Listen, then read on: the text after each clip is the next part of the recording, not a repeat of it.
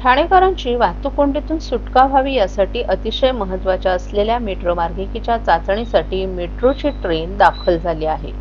आज मेट्रोचे 2 कोच चढवण्याचं काम झालं, तर 10 रेल्वे स्थानकांमध्ये येत्या सप्टेंबर महिन्यात ही चाचणी केली जाणार असल्याचं सांगण्यात आलंय। मेट्रो मार्गिका सुरू झाल्यानंतर ठाणेकरांचा मुंबई घोडबंदरकडे होणारा प्रवास सुकर होणार आहे। रोजच्या कोंडीतून मुक्ती मिळणार असल्यानं प्रवासांचा वेळ मोठ्या प्रमाणात वाचेल असंही सांगितलं जात आहे। घोडबंदर मार्गावर मेट्रो मार्गिकेच्या निर्माणाचं काम सुरू आहे। घोडबंदर येथील कासरगोडवली ते वडाळा आणि कासरगोडवली ते गायमुख अशी ही मार्गिका असून मागील अनेक वर्षांपासून मेट्रो मार्गिका निर्माणाचं काम घोडबंदरमध्ये सुरू आहे।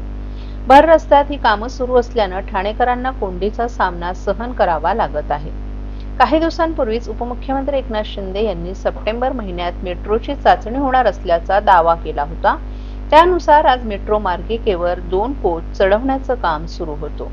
मेट्रो दाखल होताच ही मेट्रो पाहण्यासाठी बघ्यांची गर्दी झाली होती। आज सकाळी जेव्हा मेट्रोचा कोच मोठ्या ट्रेलरवरून आणला गेला तेव्हा परिसरात प्रचंड उत्सुकता निर्माण झाली।